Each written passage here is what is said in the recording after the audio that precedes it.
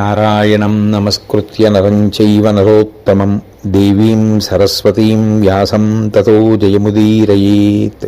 కర్ణుడి పలుపున దుర్యోధనుడు క్షమించండి కాబట్టి ఇక్కడతో ఈ విషయం వదిలేసేయండి అని అనగానే ఆ అశ్వత్థామ ఇక రాజంతటి వాడు ఆ మాట అన్న తర్వాత దాన్ని పట్టుకుని ఇక సాగించకూడదు అన్న ఉద్దేశ్యంతో ఊరుకున్నాడు. వెంటనే కృపాచార్యుడు ఊరుకున్నాడు. కర్ణుడు కూడా రథం ఎక్కి ఆ వింటి నారి శబ్దం చేస్తూ యుద్ధానికి బయలుదేరాడు. ఇలా యుద్ధానికి బయలుదేరి వెళ్ళాడో లేదో అర్జునుడి చేతిలో కర్ణుడు చావు దెబ్బతిన్నాడు. చావు దెబ్బతిని రథం విరిగిపోయి చేతిలో ఉన్నటువంటి విల్లు విరిగిపోయి పైన ఉన్నటువంటి కేతనం కింద పడిపోయి గుర్రాలు సారథులు మరణించి నేల మీద నిలబడిపోయి ఇంకా అక్కడే ఉంటే అర్జునుడు చంపేస్తాడేమో అన్న భయంతో నిస్సిగ్గుగా ఇప్పటిదాకా ఏ కృపాచార్యుల వారిని నిందించాడో, ఏ కృపాచార్యుల వారి నాలుక కోసేస్తానన్నాడో ఆ కృపాచార్యుల వారి యొక్క రక్షణ కోసమని పరిగెత్తుకుంటూ వెళ్ళి ఆయన రథం ఎక్కి కూర్చున్నాడు. అంటే ఒక్క 5 నిమిషాల క్రితం కృపాచార్యుల వారిని నిందించినవాడు, అర్జునుడిని నేను చంపేస్తానని బీరాలు పలికినవాడు అర్జునుడి చేతిలో అంత ఘోరంగా ఓడిపోయి ఏ విధమైనటువంటి మొహమాటం లేకుండా వచ్చి కృపాచార్యుడి రథం ఎక్కాడు. అప్పుడు దుర్యోధనుడు అర్జునుడితో యుద్ధానికి దిగాడు. ఆ కర్ణుడే పారిపోతే ఇక మిగిలిన సైన్యం ఏది కూడా నిలబడకుండా పారిపోతోంది. ఆ దుర్యోధనుడు వచ్చి నిలువుడు వెరపేటికి నీ కలుగగా గాంధీవి తక్కుగల పాండవులను గెలిచదనిది చూడుడు నా ఎలవు జలము ననుచు నడచెనన్నరు మీదన్. వెంటనే ఆ దుర్యోధనుడు వచ్చి ఎందుకు మీ అందరూ పారిపోతారు, భయపడకండి, నేనున్నాను కదా, నేను సమరాన్ని సాగిస్తాను, ఆ అర్జునుడి యొక్క పరాక్రమాన్ని బలాన్ని అణిచేస్తానని చెప్పి యుద్ధానికి వచ్చాడు.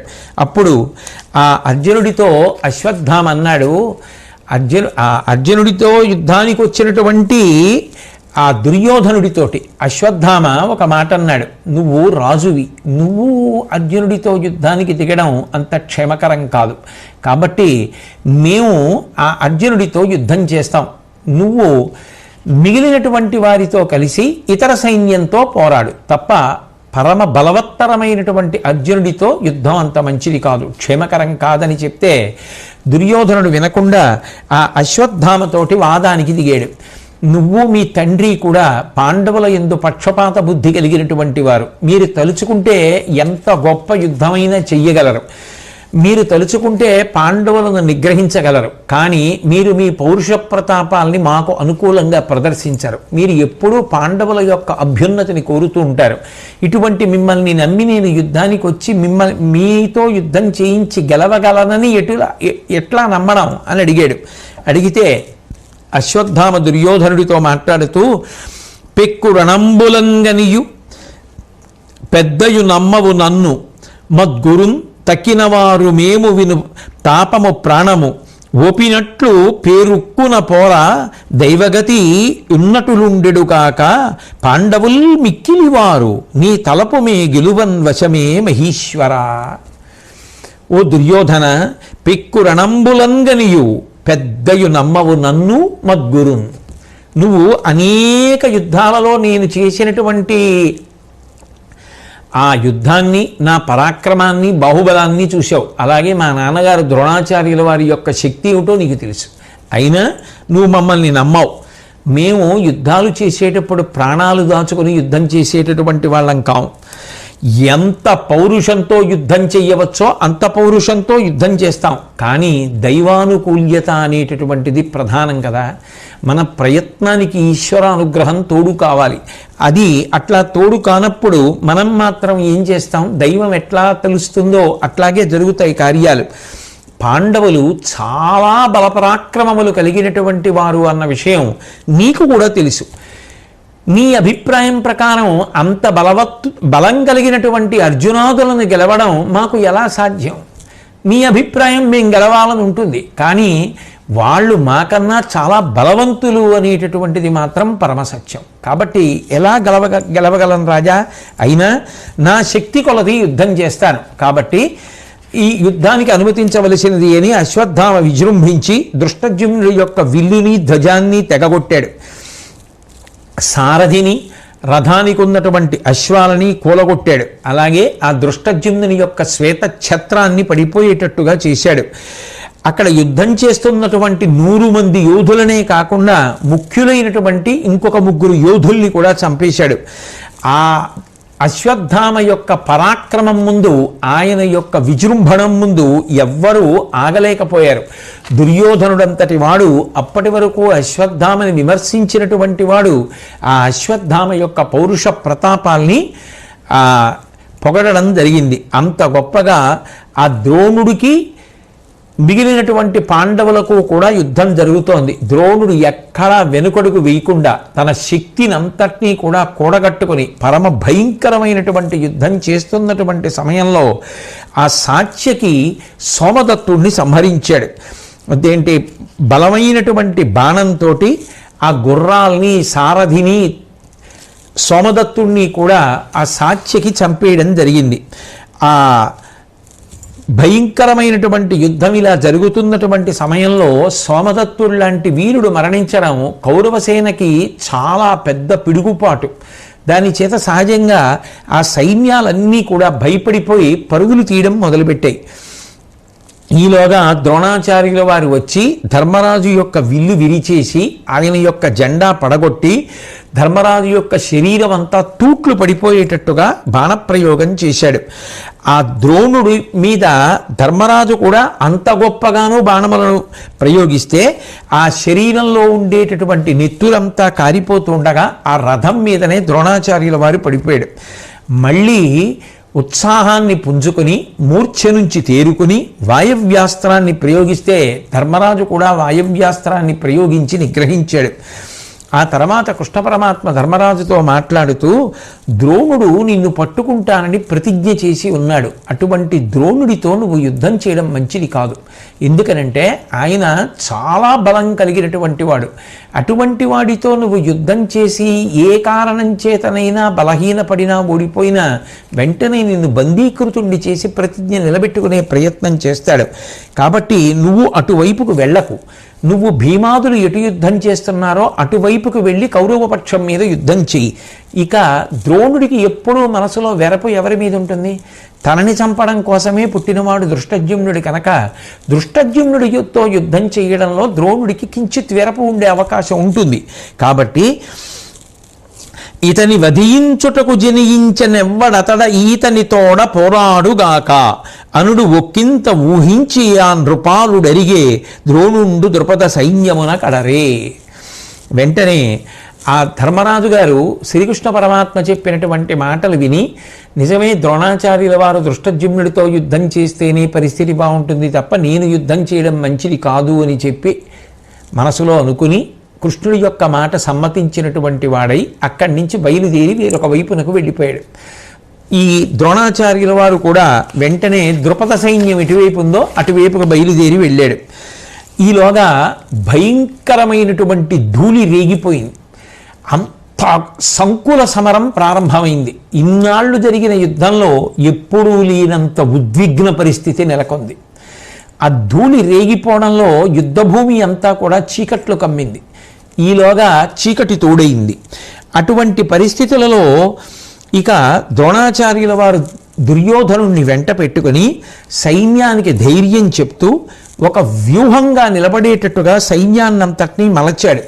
ఆ చీకట్లో ఏ వీరుడితో యుద్ధం చేస్తున్నాడో తెలియదు కాబట్టి వాళ్ళ పేర్లు చెప్పుకొని వాళ్ళ బిరుదులు చెప్పుకొని యుద్ధం చేస్తున్నారు. కాబట్టి దుర్యోధనుడు తన పదాతి దళాన్ని పంపించి దివిటీలు తెప్పించాడు. అలాగే పాండవ సైన్యం కూడా దివిటీలు తెప్పించింది. భయంకరమైనటువంటి యుద్ధం జరుగుతోంది. ఆ యుద్ధం జరుగుతున్నటువంటి సమయంలో కృతవర్మ ధర్మరాజు గారి యొక్క విల్లు తెగ్గొట్టేశాడు. ధర్మరాజు గారు శక్త్యాయుధాన్ని ఆ కృతవర్మ మీద ప్రయోగించాడు. అది ఆ కృతవర్మ యొక్క చేతిని చీల్చేసింది. అయినా సరే ఇంకొక ధనస్సు తీసుకొని ధర్మరాజు రథానికి ఉన్నటువంటి గుర్రాల్ని, సారథిని పడగొట్టేశాడు. ఆ ధర్మరాజు చేతిలో ఉన్నటువంటి ధనస్సుని కూడా నుగ్గుగా చేసేశాడు. ధర్మరాజు ఖడ్గాన్ని పట్టుకున్నాడు. ఆ ఖడ్గాన్ని కూడా ముక్కలు చేసేశాడు. ధర్మరాజు తోమరం పట్టుకున్నాడు. దాన్ని ముక్కలు చేశాడు. పైగా ధర్మరాజు యొక్క కవచం తూట్లు పడేటట్టుగా చేశాడు. ధర్మరాజు గారి యొక్క శరీరంలో ఎన్నో బాణములను గుచ్చేశాడు. ఇక ఆ కృతవర్మతో యుద్ధాన్ని తట్టుకోలేక ధర్మరాజు గారు ఆ యుద్ధ భూమిని విడిచిపెట్టి వెళ్ళిపోయాడు. సాత్యకి ఈలోగా భూరి అనబడేటటువంటి గొప్ప రాజుని, కౌరవ వీరుణ్ణి ఒకడిని సంహరించాడు. ఈలోగా భీముడికి దుర్యోధనుడికి గొప్ప యుద్ధం ప్రబలింది. ఆ భీముడు దుర్యోధనుడి యొక్క ధనస్సుని ధ్వజాన్ని ముక్కలు చేసి భయంకరమైనటువంటి యుద్ధం చేస్తుంటే ఆ భీముడు చేస్తున్నటువంటి యుద్ధాన్ని తట్టుకోలేకపోయాడు. ఎన్ని మాటలు దుర్యోధనుడు విల్లెత్తితే అన్ని మాటలు భీముడు బాణప్రయోగం చేసి దాన్ని తునకలు చేశాడు. ఆ రకంగా 4 మాటలు దుర్యోధనుడి యొక్క విల్లు భీముడు ఖండించాడు. ఆ రథానికి ఉన్నటువంటి గుర్రాల్ని సారథిని సంహరించాడు. ఇది తెలిసి దుర్యోధనుడు ఇక తన మీద బాణాలేస్తాడనేటటువంటి భయంతో మెల్లగా రథంలోంచి జారుకుని తప్పుకున్నాడు. భీముడు అనుకున్నాడు, రథంలో ఆ దుర్యోధనుడు కనపట్టలేదు అంటే వేసినటువంటి బాణములు తగిలి మరణించాడు అనుకుని పెద్ద సింహనాదం చేసి దుర్యోధనుడు మరణించాడు అని ప్రకటించాడు. ఆ రథంలో దుర్యోధనుడు కనపడకపోయేసరికి కౌరవపక్షం కూడా దుర్యోధనుడు మరణించాడనుకుని భయపడిపోయి రాజే మరణించిన తరువాత ఇక యుద్ధం చేసే ప్రయోజనం ఏముంటుందని వాళ్ళందరూ కూడా పరిగెత్తి పారిపోవడం మొదలుపెట్టారు. ఈలోగా దుర్యోధనుడు జారిపోయినటువంటి వాడు మెల్లిగా దాటుకుంటూ వెళ్ళి వేరొక రథం ఎక్కి ఆ రథం మీద కనబడ్డాడు.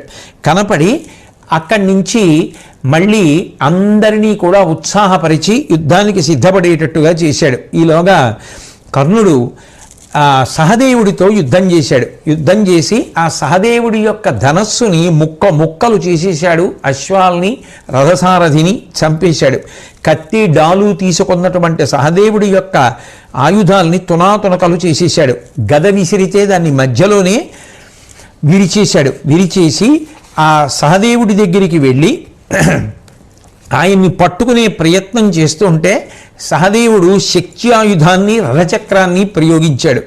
ఆ రెండిటినీ కూడా తునకలుగా చేసినటువంటి కర్ణుడు సహదేవుణ్ణి బాణాలతో కొట్టి సహదేవుడి ఇక రణరంగంలో నిలబడలేక యుద్ధభూమి విడిచిపెట్టి పారిపోతుంటే అతన్ని వెంబడించి పట్టుకున్నాడు. సహదేవుణ్ణి పట్టుకుని ఆ ధనస్సు యొక్క చివరి భాగంతో సహదేవుడి యొక్క పొట్టలో పొడుస్తూ నవ్వుతూ అన్నాడు, తనకంటే అధికుడైనటువంటి వాడితో ఎప్పుడూ కూడా యుద్ధం చేసేటటువంటి ప్రయత్నం చెయ్యకూడదు. అదిగో అక్కడ అర్జునుడు ఉన్నాడు. ఆ అర్జునుడి దగ్గరికి పోయి నువ్వు ఆయన యొక్క సహకారంతో బ్రతికిపోవు అన్నాడు. ఎందుకని అంటే నిజంగా సహదేవుణ్ణి పట్టుకోవడానికి వెళ్ళినప్పుడు కర్ణుడి యొక్క మనసులో ఉన్నటువంటి భావన వేరు. కానీ తీరా సహదేవుణ్ణి పట్టుకుందాము అని దగ్గర దాకా వెళ్ళిన తర్వాత తాను తల్లి అయినటువంటి కుంతికి ఇచ్చిన మాట జ్ఞాపకానికి వచ్చింది. యుద్ధంలో ఒక్క అర్జునుణ్ణి తప్ప మిగిలిన 4 పాండవులు నాకు దొరికినా వాళ్ళని నేను చంపను అని మాటిచ్చాడు. కాబట్టి సహదేవుణ్ణి చంపకూడదు అన్న ఉద్దేశ్యంతో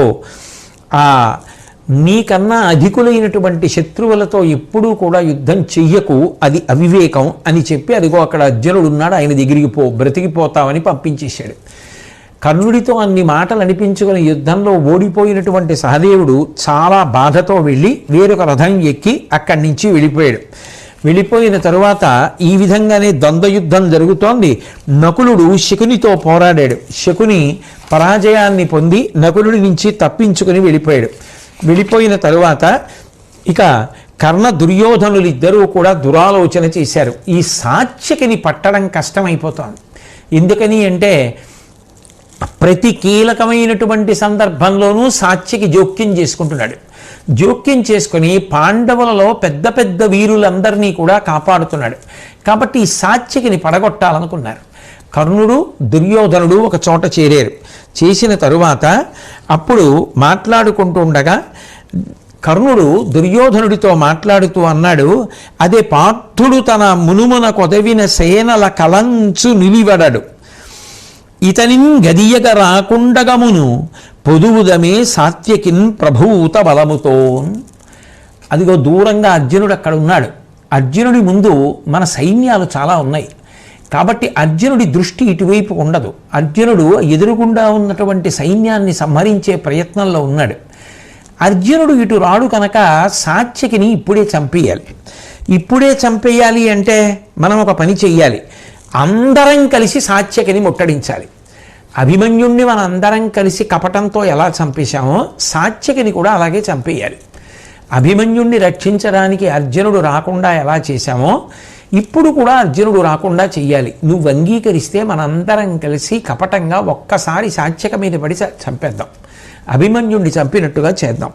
ఈలోగా ఏ కారణం చేత కూడా అసలు అర్జునుడి చెవికి ఏ శబ్దం వినపడకుండా చూడడం కోసం ఆయన దృష్టి ఎదురుగుండా ఉన్నటువంటి సైన్యం మీదే నిలబడిపోయి ఉండేటట్టుగా చెయ్యడం కోసం కొంతమంది యోధుల్ని అక్కడికి పంపిద్దామన్నాడు కర్ణుడు. చాలా సంతోషించి అంగీకరించినటువంటి దుర్యోధనుడు వెంటనే ఆ శకునిని పిలిచి 10,000 ఏనుగులు, 10,000 రథాలు, దుశ్శాసనుడు, సుబాహువు, దర్శనుడు, దుర్విషహుడు అనబడేటటువంటి తమ్ముళ్లతో కలిసి అక్కడికి వెళ్ళి ఆ అర్జునుడితో నువ్వు యుద్ధం చేస్తుంటే ఆ అర్జునుడి యొక్క దృష్టి మీ మీదే ఉంటుంది కాబట్టి సాత్యకిని రక్షించుకోవాలనేటటువంటి పూనిక పొందడు. మేమందరం కలిసి ఒక కుమ్ముడిగా సాత్యక మీద పడి మట్టు పెడతామని చెప్పి ఆ శకుని పంపించాడు. ఆ శకుని అలాగే ఆ దుశ్శాసనుడు అలాగే ఈ దుర్యోధనుడి యొక్క సోదరులైనటువంటి సుబాహువు, దుష్ప్రదర్శనుడు, దుర్విషహుడు మొదలైనటువంటి వాళ్ళందరూ కలిసి అర్జునుడి మీద యుద్ధానికి వెళ్ళారు. ఆ అర్జునుడు వాళ్లతో యుద్ధం చేస్తున్నటువంటి సమయంలో మిగిలిన వీరులందరూ కలిసి సాత్యకి మీద పడ్డారు. కానీ సాత్యకి అరివీర భయంకరుడై విజృంభించాడు. ఆ రోజున ఎక్కడ చూసినా ఏనుగుల యొక్క తొండాలే, ఎక్కడ చూసినా గుర్రాల తలలే, ఎక్కడ చూసినా విరిగిపోయిన రథాలే. అసలు ఆ రోజు జరిగినటువంటి యుద్ధంలో సాత్యకి ప్రయోగించినటువంటి బాణముల వలన నిహతులైపోయినటువంటి సైనికుల యొక్క శరీరంలోంచి ప్రవహించినటువంటి నెత్తుటి నదిలో రథములు తేలి వెళ్ళిపోయాయి. అంత గొప్ప యుద్ధాన్ని చేశాడు. ఆ యుద్ధాన్ని చూసి దుర్యోధనుడు కానీ కౌరవ సైన్యం కానీ తట్టుకోలేక దుర్యోధనుడంతటి వాడు కూడా ఇక సాత్యకితో ఎదిరి నిలబడి యుద్ధం చేయలేమని విరిగిపోయిన రథాన్ని వదిలేసి కృతవర్మ యొక్క రథాన్ని ఎక్కి ఆ యుద్ధరంగం నుంచి వెళ్ళిపోయాడు. అంత భయంకరంగా జరుగుతుంటే అర్జునుడితో శకుని యొక్క కుమారుడు ఉలూకుడు యుద్ధానికి వెళ్ళి ఓడిపోయి ఇక అర్జునుడు ముందు నిలబడలేమని యుద్ధరంగాన్ని విడిచిపెట్టి వెళ్ళిపోయారు. కర్ణుడు మాత్రం విజృంభించి పాండవ సైన్యం మీద పడ్డాడు. ఎందుకంటే మనసులో అక్కసుంది, సాత్యకిని పడగొట్టాలనుకున్నారు కానీ సాత్యకిని పడగొట్టలేకపోయాడు. అందుకని ఇప్పుడు తన యొక్క శక్తిని అంతటినీ కూడా తీసుకుని విజృంభించాడు. తలలున్, చేతులు, కాళ్ళులున్, ధనువులున్, ధాత్రీస్థలం పెక్కు తిట్టలు గావించి రథప్రతానములు, ఘోటశ్రేణులు, వారణావళులుంజెట్పడబైపయం తరిమి దుర్వారైక దర్పోద్ధతిన్ జలమున్ చేవయు చూపే ఉద్భట భుజా సంరంభ రౌద్రంబుగన్. ఆ కర్ణుడు చేసినటువంటి యుద్ధానికి ఎక్కడ చూసినా పీనుగుల పెంటలే, తెగిపోయిన కాళ్ళు, చేతులు, విరిగిపోయిన రథాలు, పడిపోయిన పతాకాలు, ఒరిగిపోయినటువంటి కిరీటాలు, పడిపోయినటువంటి ఆభరణాలు కుప్పల కింద పడిపోతున్నాయి. అది చూశాడు ధర్మరాజు గారు. ఇవాళ కర్ణుడు చాలా దుర్నిరీక్షుడై ఉన్నాడు, ఆయన్ని పట్టుకోవడం ఎవరికీ సాధ్యం కాదంత గొప్ప యుద్ధం చేస్తున్నాడని గబగబా రథంలో అర్జునుడి దగ్గరికి వెళ్ళి నడురేయి తీవ్రభానుడు పొడమి వెలసెనను తలంపు పుట్టించుచు బుగ్గడువగు తేజంబున వెలిగెడు కర్ణుడు బాణరుతులు గిరికొనదెసలన్. జరుగుతున్నటువంటి యుద్ధం రాత్రి యుద్ధం, దివిటీని పట్టుకుని యుద్ధం చేస్తున్నాం. ఆ కర్ణుడేమో అంత భయంకరమైన యుద్ధం చేసి మన పక్షాన ఉన్నటువంటి సైన్యాన్ని అంతటినీ పడగొట్టేస్తున్నాడు. ఆ కర్ణుణ్ణి చూస్తూ ఉంటే రాత్రివేళ ఒకవేళ సూర్యోదయమై సూర్యుడు ప్రకాశిస్తున్నాడా ఏమి అనిపిస్తోంది. అంత ప్రతాపంతో అంత ప్రకాశంతో ఉన్నాడు. కాబట్టి వెంటనే నువ్వు కృష్ణుడు కలిసి అక్కడికి వెళ్ళి కర్ణుడిని నిగ్రహించవలసినది అన్నాడు. వెంటనే అర్జునుడు కృష్ణుడి వంక తిరిగి మన యొక్క రథాన్ని అటువైపు తిప్పమన్నాడు. అంటే శ్రీకృష్ణ పరమాత్మ అన్నారు, వినుము నిశాసమయంబున ధనుజులకున్ పేర్చు బాహు దర్పము శౌర్యంబును కావున ఐడింబుండని కర్ణుని నోర్చు బనుతమతని అతనికి. అర్జున, రాత్రివేళ యుద్ధం చేసేటప్పుడు రాక్షసులకి బలం బాగా పెరుగుతుంది. మన వైపు రాక్షస వీరుడు భీముని యొక్క కుమారుడైనటువంటి ఘటోత్కచుడున్నాడు. ఆ ఘటోత్కచుడిని ఇప్పుడు కర్ణుడి మీదకి పంపిస్తే ఆ ఘటోత్కచుడు రాత్రివేళ ద్విగుణీకృత పరాక్రమంతో యుద్ధం చేస్తాడు కాబట్టి ఆ ఘటోత్కచుడు కర్ణుడిని మట్టు పెడతాడు. అంతేకాదు, మనమంతకు వేరొక దిక్కున నడతుము, భీమసుతునకును మాయలు పెంపొనరిన దివ్యాస్త్రంబులు అనేకములు కలవు వలవదనుమానింపన్. మనం వేరొక దిక్కుకెళ్ళి యుద్ధం చేద్దాం. భీముని కుమారుడైనటువంటి ఘటోత్కచుడికి కూడా అనేకమైన దివ్యాస్త్రములు తెలుసు కాబట్టి కర్ణుడితో యుద్ధం చెయ్యడంలో ఏ విధమైనటువంటి తొట్టుపాటు పడడం, కాబట్టి నువ్వేం అనుమానించక్కర్లేదు అని చెప్పి శ్రీకృష్ణ పరమాత్మ ఘటోత్కచుడిని పిలిచి ఆ ఘటోత్కచుడితో అంటున్నాడు, పాండవ సైన్యముల్ చెదరిపారెడు కర్ణుని చేతనొచ్చి ఉద్దండత నీదు శౌర్యమును దర్పము నేర్పడ నిల్వరింపు, ఈతండని రాత్రి నీకొకడు తక్కువ తండ్రులకు జయంబు పుత్రుండసగంగ గాన్పు మహిరూఢికి నెక్కడే గెలువుమీతనిన్. ఓ ఘటోత్కచ, పాండవ సైన్యాలన్నీ కూడా కర్ణుడి యొక్క ఉద్ధతికి ఓర్వలేక చెదిరిపోతున్నాయి. ఇప్పుడు నీ యొక్క శౌర్యాన్ని పరాక్రమాన్ని నువ్వు ప్రకటించాలి. రాత్రివేళ యుద్ధం చెయ్యడంలో రాక్షసుడివి కనుక నీ పరాక్రమం మెండుగా ఉంటుంది. నిజానికి రాత్రివేళ యుద్ధం చేసేటప్పుడు కర్ణుడు నీకు సమానుడు కాడు.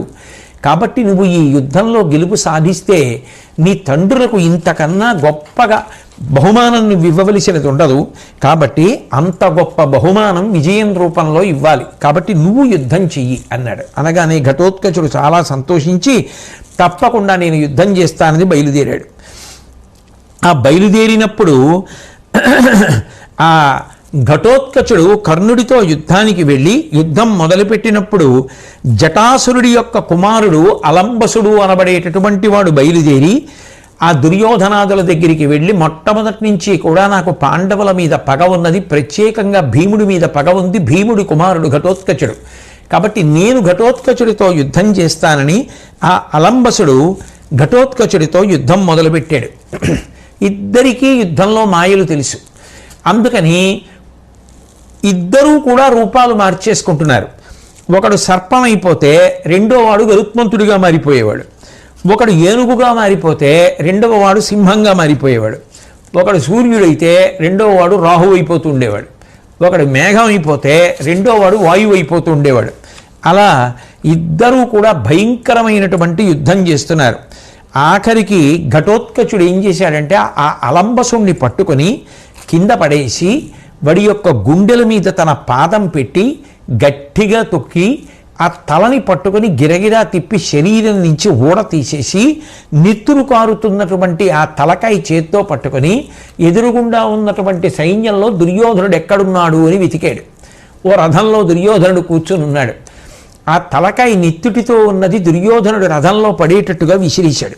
విసిరేసి దుర్యోధనుడితో అన్నాడు, కొనిమిది నీ మిత్రుని తల వినుమిట్టుల మారులేని విక్రమమున కర్ణుని త్రుంచెద వరుసంబొరిగొనియద నిను భీమసేను కొడుక నెరుగవే.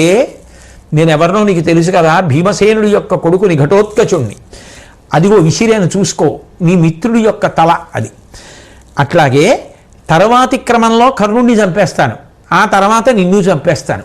భీముడి కొడుకుని కదా, నాకు అలుపు ఉండదు, భయంకరమైన యుద్ధం చేస్తాను అని చెప్పి ఆ కర్ణుడి మీద యుద్ధానికి బయలుదేరుతుంటే ఎర్రనైనటువంటి రథం గ్రద్దని ఆ కేతనం మీద చిహ్నంగా కలిగినటువంటి ఆ ఘటోత్కచుడు ఎర్రటి వెంట్రుకలు జడలు కట్టిపోయి నిట్ట నిలువుగా నిలబడి ఉండగా మేఘం ఎలా ఉంటుందో అటువంటి నల్లటి ఆకృతితోటి కోరలతోటి బంగారు ఆభరణములు మెరుస్తూ ఉంటే మిరుపులతో కూడినటువంటి మేఘంలా ఉన్నాడు.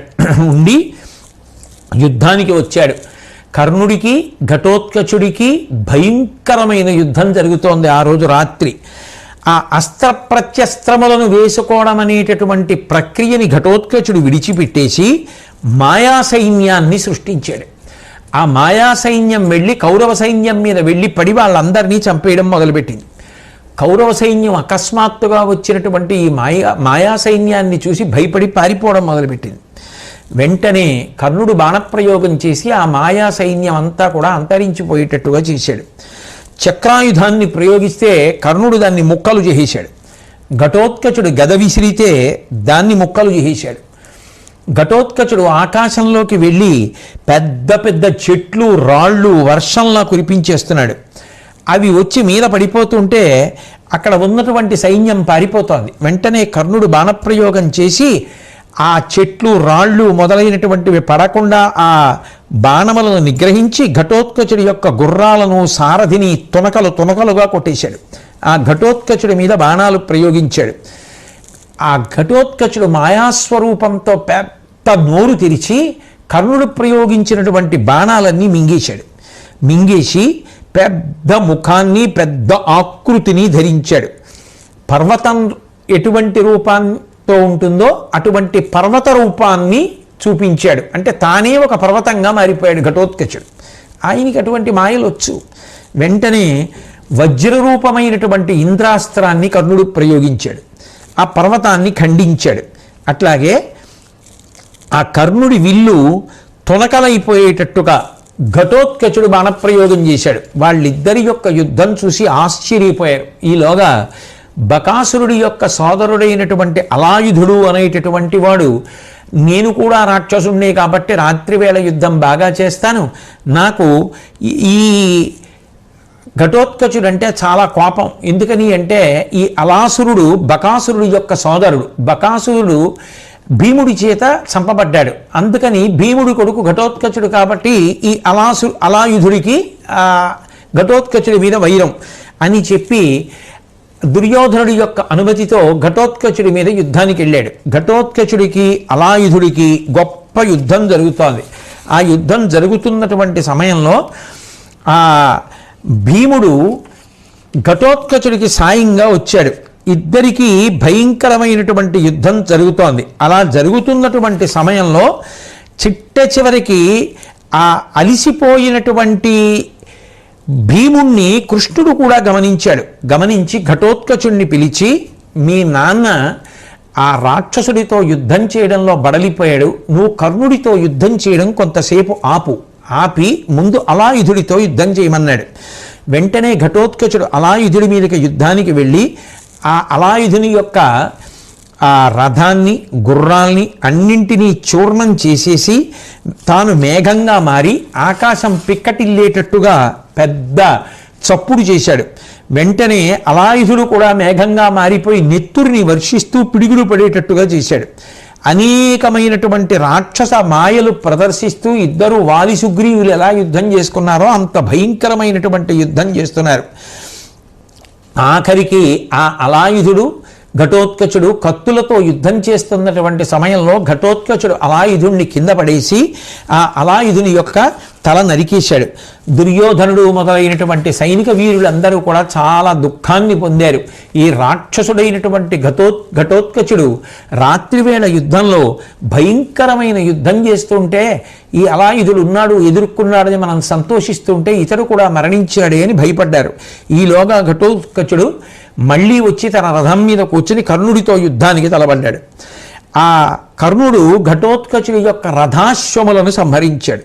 వెంటనే ఎప్పుడైతే తన గుర్రములు మరణించాయో ఘటోత్కచుడు తన రథంతో సహా మాయమైపోయి ఆకాశాన ఒక పెద్ద మేఘంగా మారిపోయి ఉరుములతో కూడినటువంటి మెరుపుల్ని సృష్టించి అక్కడి నుంచి సహజంగా అయితే మేఘం వర్షాన్ని కురిపించాలి. కానీ ఘటోత్కచుడు మేఘరూపాన్ని పొంది బాణాలు, ఖడ్గాలు, రోకళ్ళు, ఈటెలు, చురకత్తలు, ముళ్ళగుదియలు ఇటువంటి ఆయుధాలని పైనుంచి వర్షిస్తుంటే ఆయుధాలు తగిలి ఎక్కడి సైన్యం అక్కడే కౌరవ సైన్యం మరణిస్తుంటే అందరూ కూడా పారిపోవడం మొదలుపెట్టారు. కొంతమంది యొక్క రథములు ముక్కలైపోయి ఆ ఏనుగులన్నీ కూడా పైనుంచి పడుతున్నటువంటి ఆయుధముల చేత దెబ్బలు తిని పడిపోయి గుర్రాలు గాయపడ్డాయి, తలలు పగిలిపోయాయి, కొంతమందికి వెన్నుపాములు విరిగిపోయాయి. ఇది సామాన్యమైన యుద్ధం కాదు, ఇదేమి యుద్ధం రా బాబని చెప్పి ఆ కౌరవ సైన్యం అంతా కూడా దిక్కుతోచక ఆత్మరక్షణ కోసమని పారిపోవడం మొదలుపెట్టింది. ఆ అంత మాయతో యుద్ధం చేస్తున్నటువంటి ఆ ఘటోత్కచుడి యొక్క మాయాశక్తులనన్నిటినీ కూడా మంచుని కరిగించినట్టుగా సూర్యుడు కర్ణుడు బాణప్రయోగం చేసి కరిగించాడు. ఈలోగా ఘటోత్కచుడి యొక్క శక్తి ఎక్కువైపోయింది. రాత్రి యుద్ధం కదూ, ఎక్కువైపోయి కర్ణుడి యొక్క దివ్యాస్త్ర శక్తిని దాటిపోయింది. మౌడగ దానవ ప్రవరుమాయా సమంచిత దివ్యపాణ శక్తి గుదియ చేసి తొంటితన తీవ్రత గైకొని నీదు సైన్యముల్ బెగడువడన్ మదించి అతి భీమ సముద్ధతినింక నిమ్మియిం తెగడను భీతి యోధుల మదింజనియింపగనక్రమించినన్. ఆ ఘటోత్కచుడి యొక్క మాయ ఇక ఎవరూ కూడా ఆపలేకపోయారు. కర్ణుడి యొక్క దివ్యాస్త్ర శక్తిని దాటిపోయింది. ఇక కౌరవ సైన్యం అంతా కూడా ఇక మనలో బతికేవాడు ఎవ్వడు లేడు, ఇవాళ ఈ ఘటోత్కచుడిని ఎవరూ ఆపలేరు. తెల్లవారే లోపల వీడు అందరినీ చంపేస్తారని భయపడిపోయి గబగబా పరిగెత్తుకుంటూ కర్ణుడి దగ్గరికి వెళ్ళి, ఒకప్పుడు ఇంద్రుడు నీ దగ్గరికి బ్రాహ్మణ రూపంలో వచ్చి యాచిస్తే నువ్వు నీ సహజ కవచ కుండలములను తీసి ఇచ్చేశావు. అలా ఇచ్చేసినటువంటి కారణం చేత సంతోషించినటువంటి ఇంద్రుడు నీకు శక్తి అనబడేటటువంటి ఆయుధాన్ని ఇచ్చాడు. అది కృష్ణార్జునుల మీద ప్రయోగించాలి అని నువ్వు దాచి ఉంచావు. ఎప్పుడో ప్రయోగిద్దువు కానివి కృష్ణార్జునుల మీద అని నువ్వు దాచావు. కానీ అసలు అట్లా ప్రయోగించడానికి మనం బతికుంటే కదా ఇవాళ రాత్రి తెల్లవారే లోపల ఈ ఘటోత్కచుడు మన అందరినీ చంపేసేటట్టుగా ఉన్నాడు. ఎప్పుడో కృష్ణార్జునుల మీద ప్రయోగిద్దామని నువ్వు దాచినటువంటి ఆ శక్త్యాయుధాన్ని ఇప్పుడు ముందు ఈ ఘటోత్కచుడి మీద ప్రయోగిస్తే, వీడు మరణిస్తే, మనం బతికుంటే అప్పుడు కదా కృష్ణార్జునులతో యుద్ధం. వాళ్ళ కోసం మనం తర్వాత ఆలోచన చేద్దాం. ముందు ఈ ఘటోత్కచుడిని సంహరించేటటువంటి ప్రయత్నం చెయ్యి అన్నాడు. అనగానే ఆ ఘటోత్కచుడు కూడా ఒక భయంకరమైనటువంటి గదాదండాన్ని కర్ణుడి మీదకి విసిరాడు. కర్ణుడు రథంలోంచి పక్కకి తప్పుకున్న కారణం చేత ఆ రథం చూర్ణమైపోయింది. మళ్ళీ రెండో గదని విసిరాడు. ఆ రెండో గద కూడా వచ్చి ఒరుసుకుంది కర్ణుణ్ణి. ఇక వీడు విజృంభించిపోతున్నాడు.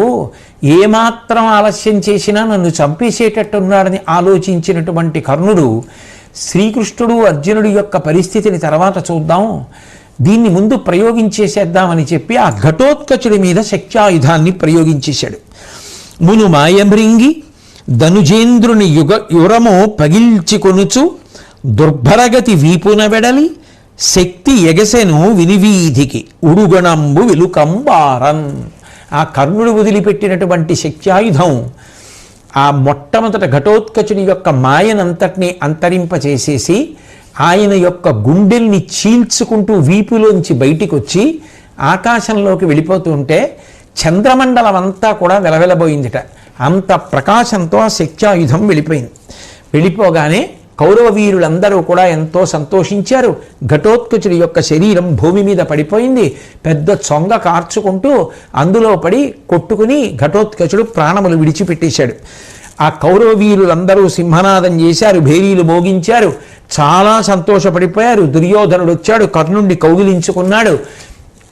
ఇంత గొప్పగా నువ్వు ఇవాళ ఘటోత్కచుడిని సంహరించి ఉండకపోతే మన బ్రతుకులు ఏమైపోయేవో అన్నాడు. రథం ఎక్కించుకున్నాడు, సంతోషంగా తీసుకుని వెళ్ళిపోయాడు. కర్ణుడంతటి వాడు నిజంగా అంత కష్టపడి యుద్ధం చేసి శక్త్యాయుధాన్ని ప్రయోగిస్తే తప్ప ఆ ఘటోత్కచుడు మరణించలేదు కదా, అంత గొప్ప వీరుడు కదా. అటువంటి వీరుడు పాండవ పక్షంలో మరణిస్తే పాండవులందరూ ఏం చేస్తున్నారు అని అడిగాడు ధృతరాష్ట్రుడు సంజయుడితో. ఎందుకంటే వాళ్ళందరూ సహజంగా ఏడవాలి, ఏడుస్తున్నారని తెలిస్తే సంతోషం ధృతరాష్ట్రుడికి. ఏం చేస్తున్నారని అడిగాడు. అంటే సంజయుడు అన్నాడు, పాండవులందరూ చాలా దుఃఖంలో ఉన్నారు, కానీ విచిత్రమైన విషయం ఏమిటంటే ఆ ఘటోత్కచుడు మరణించినటువంటి సమయంలో కృష్ణుడు సంతోషంతో సింహనాదం చేశాడు. చేసి పాంచజన్యాన్ని పూరించాడు. ఇది ఎప్పుడు చేస్తారు? విజయం లభిస్తే. పాంచజన్యాన్ని పూరించాడు. తన చేతిలో ఉన్నటువంటి గుర్రాల పగ్గాల్ని తీసి రథం యొక్క నగలుకి కట్టేశాడు. ఆ నొగలకి కట్టేసి రథంలో నిలబడి సంతోషంతో నృత్యం చేయడం మొదలుపెట్టాడు. ఆయన నృత్యం చేస్తుంటే ఎలా ఉంది అంటే, మందమారుతం వీస్తున్నప్పుడు మందార వృక్షం ఊగితే ఎలా ఉంటుందో అంత అందంగా ఆ రథంలో నృత్యం చేస్తున్నాడు. పైగా అర్జునుడి దగ్గరికి వెళ్ళి కౌగిలించుకున్నాడు, వెన్ను చరిచాడు, మళ్ళీ సింహనాదం చేశాడు. అర్జునుడు ఆశ్చర్యపోయాడు. ఇదేమిటి, భీముడు కొడుకు చచ్చిపోయాడు, మేమందరం ఏడుస్తున్నాం, నిజానికి కృష్ణ భగవానుడు కూడా బాధతో నిలబడాలి. బాధతో నిలబడకపోగా మేము ఊరట పొందేటట్టుగా 4 మాటలు చెప్పడం మానేసి ఇంత సంతోషంతో చేతిలో ఉన్న పగ్గాలు తీసుకెళ్లి రథం యొక్క నొగలకు కట్టేసి రథమధ్యంలో నృత్యం చేస్తూ సింహనాదం చేస్తూ పాంచజన్యం ఊత్తూ నన్ను కౌగిలించుకొని వెన్ను తట్టి ఇంత మురిసిపోతున్నాడేమిటి అనుకున్నాడు. నీ ప్రవర్తన నాకు అర్థం కావట్లేదని కృష్ణుడి దగ్గరికి వెళ్ళి చచ్చె ఘటోత్కచుండు మన సైన్యములెల్ల గలెంగి నల్గడన్ విచ్చుట చూచి మేము వగా నిక్కొన వందెదమిప్పుడు ఎమ్మీన్ వచ్చే ప్రమోదము ఎట్లు గురువంపు చరిత్రము దక్కి లాఘవం బచ్చువడంచలంగెదు మహాపురుష ఇది ఏమి చెప్పవే. ఒక పక్క ఘటోత్కచుడు చచ్చిపోయాడా, మేమందరం ఏడుస్తున్నామా, సైన్యం అంతా కాకావికలైపోయిందా, కౌరవులు విజయం దక్కిందని ఆనందపడిపోతున్నారా, నువ్వేమో ఇంత సంతోషంగా నృత్యం చేస్తున్నావా. కృష్ణ, అసలు నీ ప్రవర్తన నాకు అర్థం కావట్లేదయా, ఎందుకు ఇలా ప్రవర్తిస్తున్నావు చెప్పమన్నాడు. అంటే కృష్ణ భగవానుడు అన్నాడు, నిజంగా చెప్పాలంటే నిన్ను ఎలా బ్రతికించుకోవాలి అని నేను ఎప్పుడూ బెంగ పెట్టుకుని ఉండేవాడిని. కానీ ఇవాళ నాకు ఎంత సంతోషంగా ఉందో తెలుసా. ఆ శక్త్యాయుధాన్ని ఆ కర్ణుడు ఘటోత్కచుడి మీద ప్రయోగించేశాడు. నిజంగా చెప్పాలంటే అర్జున, నువ్వు గాంధీవం పట్టుకున్నా, నేను సుదర్శన చక్రాన్ని పట్టుకున్నా, ఇంద్రుడిచ్చినటువంటి ఆ ఆయుధం కర్ణుడి దగ్గర ఉండగా నిన్ను కాపాడడం కుదరదు. అది గాని కర్ణుడు నీ మీద ప్రయోగిస్తే వెంటనే నువ్వు మరణిస్తావు. నిన్ను ఎలా రక్షించుకోవాలి, ఆ ఆయుధం ఆయన దగ్గర ఉంది కర్ణుడి దగ్గర అని నేను బెంగ పెట్టుకునేవాడిని. ఇంకొక విషయం చెప్పనా, నిజానికి ఆ కర్ణుడు దివ్యాంశ సంభూతుడు. ఇంద్రుడు బ్రాహ్మణ రూపంలో వచ్చి పుట్టుకతో ఉన్నటువంటి కవచకుండలాల్ని కర్ణుడి దగ్గర అర్థించి తీసేసుకున్నాడు. ఎప్పుడైతే తనకి సహజంగా ఉన్న కవచకుండలాల్ని కోసి కర్ణుడు ఇచ్చేశాడో అప్పుడే సామాన్య మానవుడైపోయాడు, బలం తగ్గిపోయింది. కానీ ఎవ్వరూ చెయ్యలేని పని చేశాడు. ఒంటిలో ఉన్న కవచాన్ని కత్తితో కోసి ఇచ్చేశాడు, కుండలాలు ఇచ్చేశాడు. ఆ కారణం చేత వైకర్తనుడు అని బిరుదు పొందాడు. దానికి ప్రతిఫలంగా ఇంద్రుడు శక్త్యాయుధాన్ని ఇచ్చాడు. అది ఒక్కసారే పనిచేస్తుంది. ఆ శక్త్యాయుధాన్ని ఎవరి మీద కర్ణుడు ప్రయోగిస్తాడో వాడు మరణించి తీరవలసిందే. కర్ణుడు ఏదో ఒకనాడు దాన్ని నీ మీద ప్రయోగిస్తాడు. నిన్ను రక్షించుకోవడం సుదర్శన చక్రం వల్ల కాదు, నీ గాంధీవం వల్ల కాదు. అందుకని నేను ఎంత బెంగ పెట్టుకుని ఉండేవాణ్ణో. నిజంగా చెప్పాలి అంటే ఇవాళ ఆ ఆయుధాన్ని ఘటోత్కచుడి మీద వేసేశాడు. ఘటోత్కచుడు మరణిస్తే మరణించాడు, నువ్వు బ్రతికావు, నాకు చాలు. అందుకు ఇంత సంతోషంగా ఉన్నా. అంతేకాదు అర్జున, నిజానికి నీకోసమే ఏకలవ్యుణ్ణి, శిశుపాలుణ్ణి, జరాసంధుణ్ణి ఒక్కొక్కరిని ఒక్కొక్క విధంగా హతమార్చాను నేను. వాళ్ళందరూ కానీ ఈ సమయంలో బ్రతికి ఉన్నట్టయితే దుర్యోధనుడు వాళ్ళందరినీ సహాయంగా తెచ్చుకుంటాడు. వాళ్ళ ముగ్గురు కూడా దుర్యోధన పక్షాన చేరి ఉంటే యుద్ధం మరింత జటిలమైపోయి ఉండేది. కానీ అందుకే వాళ్ళు అసలు యుద్ధం వరకు రాకుండా నేను చూశాను. ఇక మిగిలినటువంటి కిమ్మీరుడు, బకాసురుడు వాళ్ళందరూ కూడా విష్ణుద్వేషం కలిగిన వాళ్ళు, ధర్మ వ్యతిరేకమైన ప్రవర్తన ఉన్నవారు. ఈ ఘటోత్కచుడు కూడా అంతే, రాక్షసుడు, ధర్మ వ్యతిరేకి, విష్ణువునందు ఆనుకూల్యత కలిగినవాడు కాడు. ఇవాళ మీ పక్షంలో యుద్ధం చేసి మరణించాడు కాబట్టి సరిపోయింది. ఇతను బ్రతికుంటే ధర్మాన్ని పాడు చేస్తాడు, రావణాసురుడితో సమానమైన వాడు. కాబట్టి ఏదో ఒక రోజు మళ్ళీ నేను ఇతన్ని చంపాలి. అలా నేను చంపవలసిన అవసరం లేకుండా ఇవాళ మీకోసం చచ్చిపోయాడు. ఆ చచ్చిపోవడం కూడా ఇంద్రుడు కర్ణుడికి ఇచ్చినటువంటి శక్త్యాయుధం వల్ల మరణించాడు. కాబట్టి ఇప్పుడు నువ్వు క్షేమంగా ఉన్నావు, నాకు ఎంత సంతోషంగా ఉందో అందుకు నృత్యం చేశానన్నాడు. ఇది విని ధృతరాష్ట్రుడి యొక్క గుండె జారిపోయి సంజయుడితో అన్నాడు, ఒకనిని చంపి ఇట్లు చను ఉజ్వల శక్తి నిరింగి కర్ణుడేటికి నరుమీత దానిని గిడింపక ఇన్ని దినంబుల అప్రయోజకముగ చేసే కయ్యము భుజాబలశాలి నరుండు వడ్డ పోరికి మరి ఉత్సహింపగలరే పెరవారలు సుతనందన. అయ్యయ్యయ్యయ్యో, ఒక్కసారి మాత్రమే ఆ శక్త్యాయుధం పనిచేస్తుందా? కర్ణుడి దగ్గర ఉందా? ఇన్నాళ్ళ నుంచి యుద్ధం జరుగుతోందా? ఆ అర్జునుడి మీద వేసేస్తే అర్జునుడు చచ్చిపోతే యుద్ధం అయిపోయింది కదయా, దీనికి దాచుకున్నాడు కర్ణుడు, అది వెయ్యకుండా ఏమిటి సాధించాడు అని అడిగితే, పైగా అర్జునుడికి నియమం ఉంది, యుద్ధానికి పిలిస్తే వస్తాడు. అర్జునుడిని యుద్ధానికి పిలిచి కర్ణుడు శక్త్యాయుధం వేసేస్తే యుద్ధం అయిపోయేది కదా, ఎందుకు వీలేదు, ఎందుకు పిలవలేదు అంటూ ధృతరాష్ట్రుడు అన్నాడు, నా తనూజులు దుర్బుద్ధులి తెరంగు నీవు తలపవా, ఆ శక్తి నీరజాక్షు తుడిచికొనియనే, మొరకు చేనున్న తీయపండు వెసనాచికొనిన నెర్వరియుబోలే.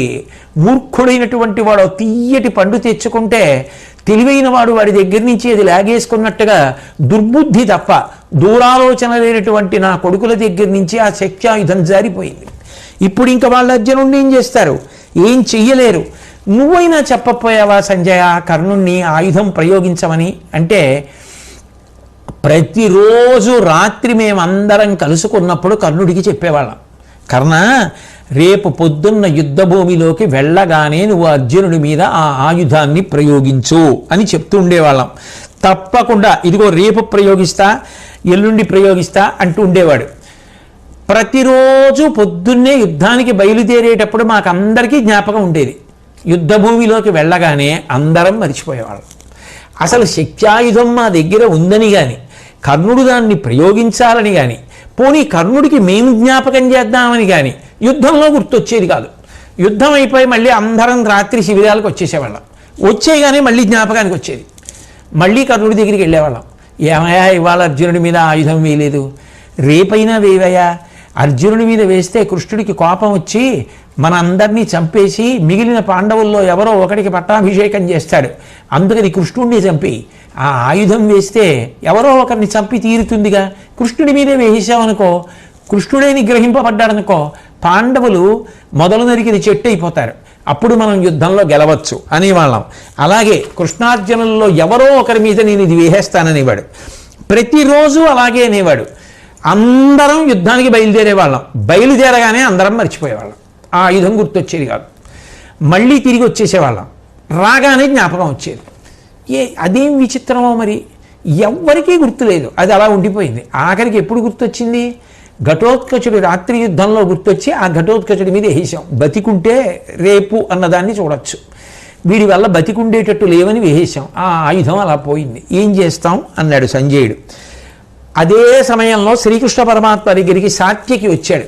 సాత్యకితో మాట్లాడుతూ కృష్ణుడు అన్నాడు, వాని వారెలెల్లని పని వానికెప్పుడు గరపుదురు, వాడు పూంకిమై కడగివచ్చు, తాకుదల నేను వారలందరను మరచునట్లు చేయుదు, నరునకునై కుమారా. వాళ్ళందరూ రాత్రివేళ కర్ణుడికి దాని గురించి జ్ఞాపకం చేస్తున్నారని నాకు తెలుసు. కర్ణుడు నా మీద కానీ అర్జునుడి మీద కానీ ప్రయోగించాలనుకుంటున్నాడని నాకు తెలుసు. వాళ్ళు యుద్ధానికి బయలుదేరగానే మరిచిపోయేటట్టు, రాత్రి శిబిరానికి వెళ్ళగానే గుర్తొచ్చేటట్టు ప్రతిరోజు నేనే చేస్తూ వచ్చాను సాత్యకి.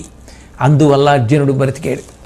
అంతేకాదు, మీరును ప్రాణములు త్రిలోకీరాజ్యము నాదు బుద్ధికిన్ పార్థుక్రియన్ కూరిమికిన్ పాత్రంబులే, ఈ రేయి కదా సుఖించి ఏ నిద్రింతున్. నిజంగా చెప్పాలంటే సాత్యకి, మీరందరూ కానీ నా ప్రాణములు కానీ 3 లోకములలో రాజ్యము కానీ నాకు సంబంధించినంత వరకు అర్జునుడితో సమానం కాదు. అర్జునుడు నాకంత ఎక్కువ. ఇక అర్జునుడిని చంపగలిగినటువంటి అస్త్రం లేదు. ఆ శక్త్యాయుధాన్ని వదిలిపెట్టేశాడు కర్ణుడు. అమ్మయ్యా, ఇవాళ రాత్రి నేను హాయిగా నిద్రపోతాను అని చెప్పి సంతోషంగా శ్రీకృష్ణ పరమాత్మ ఉన్నటువంటి సమయంలో ఆ ధర్మరాజు మాత్రం, అయ్యో ఈ ఘటోత్కచుడు నిష్కారణంగా మరణించాడని చెప్పి చాలా బాధపడి, ఇదంతా కర్ణుడి వల్లే, ఆ కర్ణుడే అభిమన్యుడి మరణానికి కారణమయ్యాడు, అర్జునుడి కొడుకు మరణించాడు, ఆ కర్ణుడే ఇప్పుడు భీముడి యొక్క కొడుకు అయినటువంటి ఘటోత్కచుడి మరణానికి కారణమయ్యాడు, నేను ఆ కర్ణుడిని వదిలిపెట్టను, వెంటనే చంపేస్తానని చెప్పి ఆవేశంతో రథం తీసుకుని ధర్మరాజు గారు వెళుతుంటే చూసినటువంటి కృష్ణార్జునులు ధర్మరాజు గారికి ఏ ప్రమాదం జరుగుతుందో అని వెనకాతల బయలుదేరారు. ఆ సమయంలో అకస్మాత్తుగా వేదవ్యాసుడు యుద్ధభూమిలో ధర్మరాజు గారికి కనపడ్డాడు. కనపడి, పిచ్చివాడా ధర్మరాజా, నిజంగా అటువంటి యుద్ధం జరగకపోతే, ఘటోత్కచుడు మరణించకపోతే నిజంగా ఆ శక్తి అనబడేటటువంటిది కర్ణుడి దగ్గరే ఉండిపోతే ఆ కర్ణుడు ఏదో ఒక రోజున అర్జునుడి మీద ప్రయోగించి ఉండేవాడు. ఏమైపోతువు నువ్వు, ఏమైపోను యుద్ధం. ఘటోత్కచుడు మరణిస్తే మరణించాడు కానీ అర్జునుడు బ్రతికాడు, మీ అందరూ బతికారు, యుద్ధంలో గెలుస్తారు. ఎంత సంతోషించవలసిన విషయం. అటువంటి సంతోషించవలసిన విషయంలో నువ్వు ఇట్లా దుఃఖపడడం మంచిది కాదు. కాబట్టి ఆ శక్త్యాయుధం ఘటోత్కచుడి మీద పడిపోవడం మీరు రక్షింపబడడానికి కారణమైంది అన్న రెండో కోణాన్ని కూడా నువ్వు పరిశీలించి ఊరట పొందు అని చెప్పి, కలకయుడిపి చిత్తము నిర్మల ధర్మోదాత్తముగా అమర్చి నెగడు, ఎవ్వలన కలుగు ధర్మం బవ్వలనికి జయమంగళముల అవశ్యములగున్. నీ మనసుని స్థిరంగా ధర్మమునందే నిలబెట్టు. ఎక్కడైతే ధర్మం ఉందో అక్కడ జయము కలుగుతుంది, మంగళము కలుగుతుంది. రెండు, జయము శుభము రెండు ఉంటాయి. కాబట్టి ఆ రెండు కలగడానికి కారణమైనటువంటి ధర్మానుష్ఠానమనందు నీ యొక్క చిత్తాన్ని అట్లాగే నిలబెట్టు. విను మేనగు దివసంబున నిను పొందు, అనూనమిది నీ రాజ్యశ్రీ అనుమానమేమియును లేదని గ్రక్కున అమ్మునీంద్రుడరిగ నరేంద్ర. ఇవాల్టి నుంచి 5వ రోజున ఈ సమస్త భూమండలానికి సంబంధించినటువంటి రాజ్యలక్ష్మి నిన్ను చేరుతుంది. కాబట్టి ధర్మరాజా, నువ్వు ఏ విధమైనటువంటి సందేహాన్ని పెట్టుకోవద్దు, యుద్ధంలో గెలుస్తావు. కాబట్టి ఓరడిల్లు అని వ్యాసమునీంద్రుడు జరగబోయేటటువంటి విషయాన్ని చెప్తే ధర్మరాజు గారు ప్రశాంతత పొందాడు. ఘటోత్కచుడు మరణించాడన్నది కించిత్ బాధతో కూడుకున్న విషయమే అయినా ఆ శక్త్యాయుధం ఆ నిరుపయోగం అయిపోయినటువంటి కారణం చేత, అంటే అర్జునుడి మీద పడ్డంలో నిరుపయోగం అయిపోయినటువంటి కారణం చేత అర్జునుడు బ్రతికాడని కృష్ణుడు సంతోషించాడు, అందరూ సంతోషించారు. తత్కారణం చేత ఇప్పుడు యుద్ధంలో ధర్మం గెలవడానికి మార్గం ఏర్పడింది. మహానుభావుడైనటువంటి శ్రీకృష్ణ పరమాత్మ నిజానికి ధర్మరాజు గారు వచ్చి అర్జునుడితో మాట్లాడుతున్నప్పుడు అర్జునుడిని పంపకుండా ఘటోత్కచుడిని పంపిన కారణం చేత యుద్ధం ఒక పెనుమలుపు తిరిగింది. అంత గొప్పగా ఆలోచించి పాండవులను సర్వకాలముల యందు రక్షించుకొని తన ప్రాణముల కన్నా అర్జునుడే తనకి ప్రేమపాత్రుడు అని చెప్పినటువంటి కృష్ణ పరమాత్మ యొక్క అనుగ్రహ విశేషం చేత పాండవులు బ్రతికి బట్టకట్టి విజయాన్ని సాధించారు అన్నది నిర్వివాదాంశం. వ్యాసుడు చెప్పినట్టు ఎక్కడ ధర్మం ఉంటుందో అక్కడ ఈశ్వరానుగ్రహం ఉంటుంది, ఎక్కడ ఈశ్వరానుగ్రహం ఉంటుందో అక్కడ శుభము జయము ఉంటాయి. కాబట్టి ఆ శ్రీకృష్ణ పరమాత్మ యొక్క నిర్హేతుక కృపాకటాక్ష వీక్షణముల కొరకు ధర్మమునందు అనురక్తి మనకి సర్వకాలముల యందు నిలబడేటట్టుగా ఆ భగవంతుడు మనను కూడా అనుగ్రహించుగాక అని ఆయన పాదములు పట్టి నమస్కరిస్తూ సెలవు తీసుకుందాం. స్వస్తి.